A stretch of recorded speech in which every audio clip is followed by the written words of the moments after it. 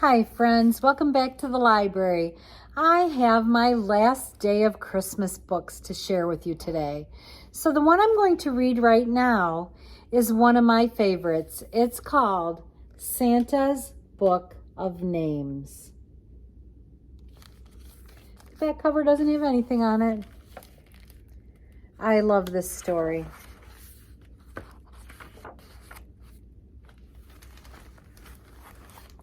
Santa's Book of Names by David McPhail. This book is published by Little Brown and Company.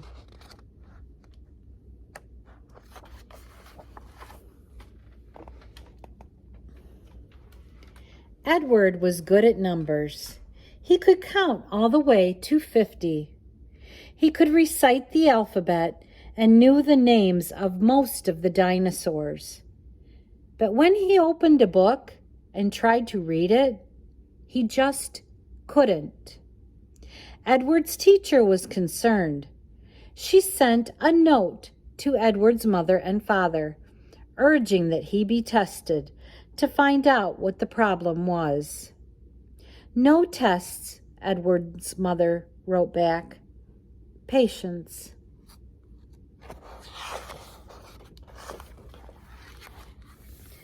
At bedtime on Christmas Eve, Edward's father read aloud Edward's favorite Christmas story. In the story, Santa Claus delivers presents to boys and girls around the world. How does Santa Claus remember the names of all the boys and girls he gives presents to? Edward asked when his father had finished. And where they live, and what toys to bring them. He must have a good memory, said Edward's father. Or maybe he has it all written down in a book, said Edward's mother as she came in to say goodnight. After his mother and father had kissed him and turned off the light, Edward took his flashlight from under his pillow and tried to read the story himself. He wanted more than anything to be able to read, and he almost could. Almost, but not quite. Just as he turned the last page, Edward heard a noise. He sat up and listened. Yes, there it was again.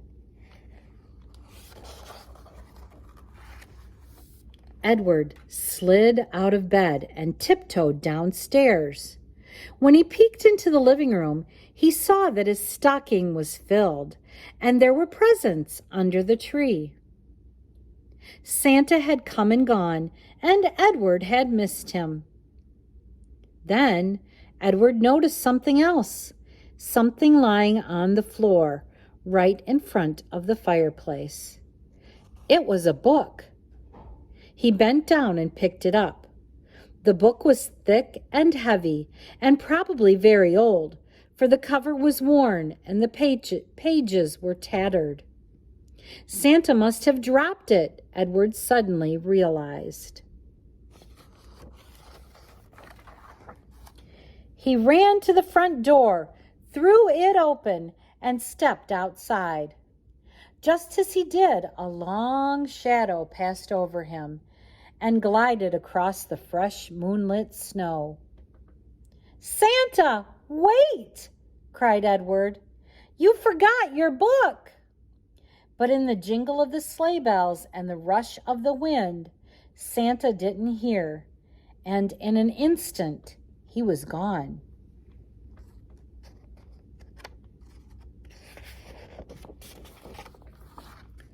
How far could Santa get without his book, Edward wondered. And when Santa realized the book was missing, how would he know where to find it? Then Edward had an idea. He hurried back into the house, quickly put on his boots, mittens, coat, and hat. He knew what letter the word book started with, so he tromped out a huge letter B in the snow. Would Santa see it? And even if he did, would he know what it meant? Then Edward heard the sound of sleigh bells growing closer.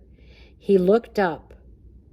High overhead, Santa's sleigh went into a steep dive, gliding to a stop right beside Edward.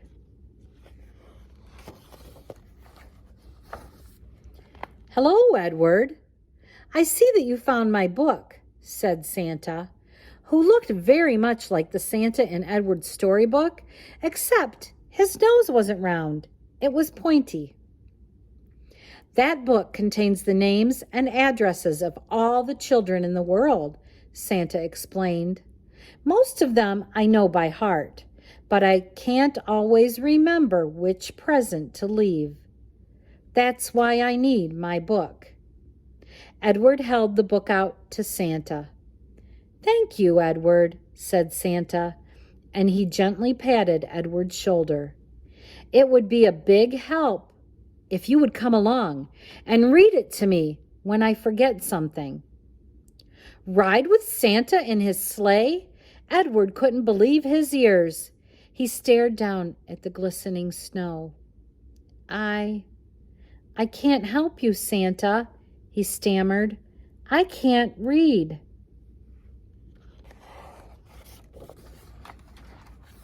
"Come along anyway. You can hold the book open so the pages don't blow," said Santa. "I promise I'll have you back before dawn." Edward smiled. "Okay," he said, and he jumped into the sleigh beside Santa, who bundled him up in thick woolen robes and placed the open book in his lap. Then Santa gave a low whistle, and the reindeer lunged forward, lifting the sleigh into the crisp, clear air. From rooftop to rooftop they went.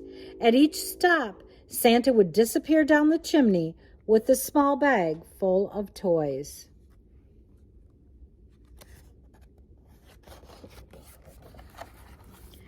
Presently, they came to a great city.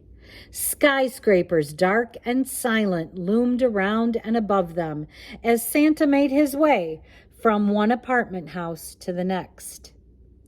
"1 million children must live in this city," thought Edward, "and Santa delivers toys to every one of them." How he did it, Edward couldn't say. Does time slow down, he wondered, or even stop on Christmas Eve while Santa goes about his work?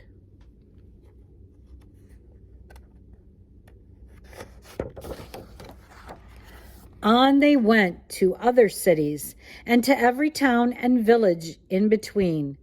"I'll go wherever there's a child," Santa said.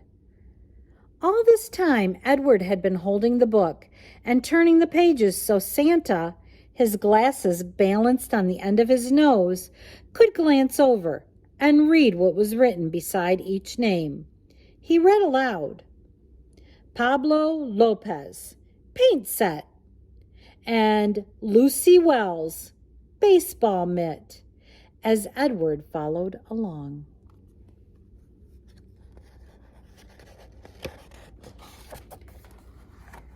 They were crossing a vast ocean, skimming above the waves, when a huge seabird flew in front of them.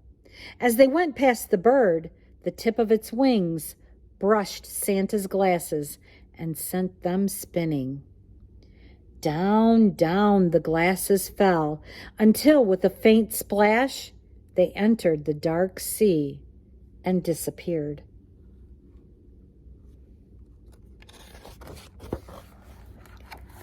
"Oh dear," exclaimed Santa. "Now I really need your help, Edward. Do you think you can read the words to me?" Edward knew Santa was counting on him. "I'll try," he said. "Good," said Santa. "I was up to the 7th name on that page, Ben Hill." Edward counted down the page to number 7. Beside the name was a word that looked familiar to him. Buh, Edward began. "That's right," Santa said. "Just sound it out.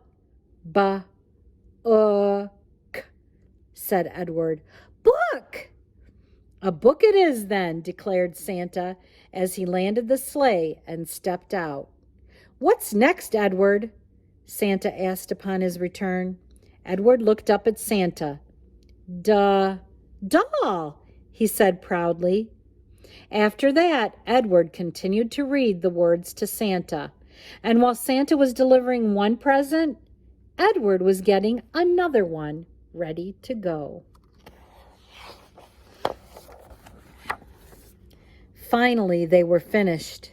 Edward closed the book of names and placed it on the seat beside him. As Santa emerged from the last chimney and took one final present from his bag, it was a book. Merry Christmas, said Santa as he handed the book to Edward. Thank you for all your help. I couldn't have done it without you.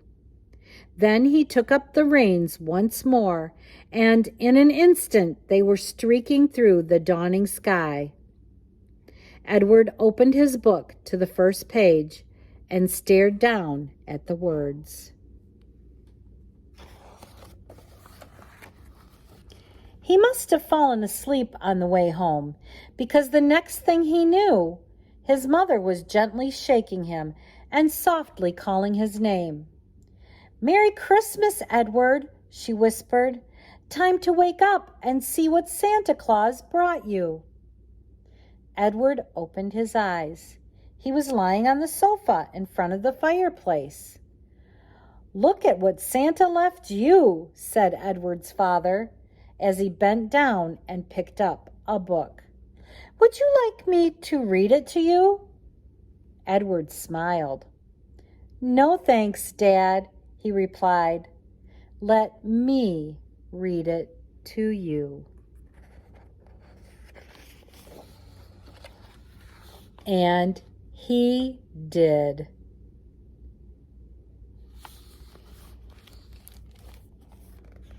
The end.